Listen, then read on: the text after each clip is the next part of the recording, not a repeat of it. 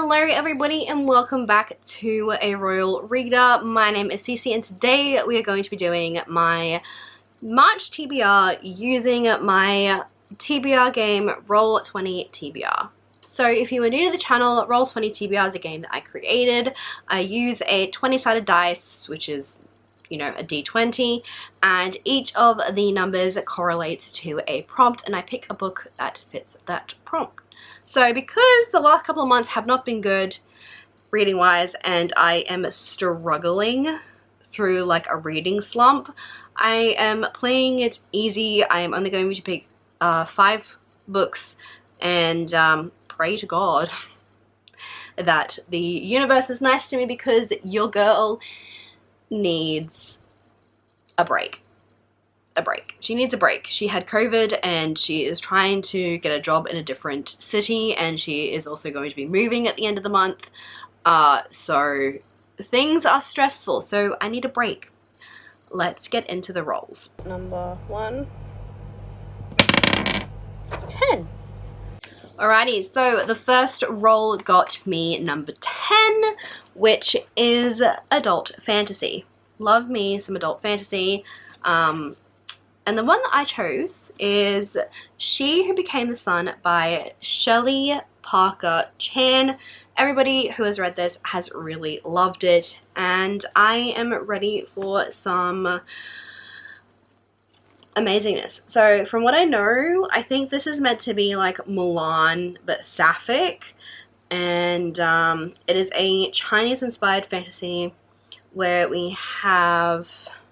Okay, so I'm just going to read the back of this because that's just going to be the easiest thing for me to do. So, in a famine-stricken village, a seer shows 2 children their futures. For the boy, greatness, for the girl, nothingness. But China in 1345 is under harsh Mongolian rule, and for peasants, greatness only appears in stories. The Zhu family is mystified as to how their son, Zhu Chongba, will achieve such success. In contrast, an early death for a mere daughter is only to be expected. Yet when a bandit attack orphans the 2 children, it is Zhu Chongba who dies. Desperate to survive, his sister steals his identity to enter a monastery. There, disguised as a male novice, Zhu learns that she can... Zhu learns that she can be ruthless to avoid her fate. But when her sanctuary is destroyed, Zhu is cast back into the war-torn world. To change her ending, there's only one thing she can do: claim her brother's great destiny as her own. Yes, please. Thank you very much. Roll number 2. Whoa. That is a 7. Alright, so next roll got me a 7, which is fantasy romance, and I decided to continue on with my read of Wicked Souls by Katie Wismer. This is the second book in the... I actually don't know what the series is called, but the first book is called The Marionettes. So yeah, this is a urban fantasy, paranormal fantasy romance where we have vampires and witches, and yeah, I'm doing a really bad job at explaining it, but I can't really go into too much detail about this one because it is the second book in a series, so yes. Roll number 3. We have 15. Roll number 3 got us a 15, which is the lowest rating on my physical TBR. So this means that I go into Goodreads and I hit my TBR physical shelf that I have, which has all of the books on my shelves that I own but have not read, and I categorize it as lowest rated, I think average rating I think it was, and surprisingly the one that came up was The Devouring Grey by Christina Lynn Herman. This is a, I think like a thrillery, Stranger Things-y type of book. We have this weird grey that is surrounding a city, and there's a beast in the woods, and we have these 4 founding families of this town that I think sort of have magical abilities to be able to hold back evil stuff. So yes, this one only had a 3, I think it was a 3.47, which is actually quite low, but it's almost a 3.5. So I'm interested to see how this goes, and it's also a short book, which I do appreciate. So roll number 4. Oh, roll number 20. We have a natural 20. Yes! Next, I rolled a natural 20, which is always the best number you want to get on these D20 dice. So 20 means I can mood read, and at the moment I am currently reading a book that I picked up on a whim. I don't know why I did, but I'm reading it anyway.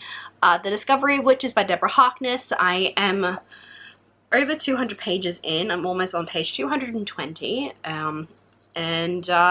This is a dark academia book, honest to God. It has obviously witches and vampires, and we have a main character, Diana Bishop, who is the last of the Bishop witches. She somehow manages to discover this very lost, very ancient manuscript that every single creature on the earth wants, because it supposedly tells the story of how vampires and witches and demons came to be. And she doesn't know how she manages to do it, because she doesn't even know that it exists. And in doing so, she attracts the attention of the vampire Matthew Claremont, and their relationship is, you know, forbidden and they're not supposed to happen. And yeah, this is all very scientifical, because Matthew is a scientist, and I think neurobiologist or something along those lines, and Diana is a historian. With an affinity towards, I think it's alchemy. So there's a lot of science lingo in here that sort of just goes whew, but at the same time I still really enjoy what I'm reading so far. And yeah, so I'm going to be picking this as my mood read. And the last roll, number 5. Oh, 13. And then lastly we have 13, which is oldest publication date. So when I roll this, I do not include any of my classics, because I have a prompt for classics. So this is not including any of these classics here. This is literally just going to be any of the books that I have on here. And I sorted all the books that I have and then went by publication date. And surprisingly, The Secret History is the one that is the oldest book that I have. Surprisingly. So this was apparently published in 1993, I think. This is obviously the dark academia baby. It is very well known, very well loved, and also very well hated, if that makes sense. But nonetheless, I am still intrigued to figure out. I actually don't know what it's about. All I know is that with dark academia books, when anybody says dark academia, they say it's got a bunch of people who go to some prestigious academy or some sort of prestigious university. They are all rich and they can speak like Latin and stuff like that, and one of them ends up dead, and somebody in the group did it. So I think that's how this goes as well.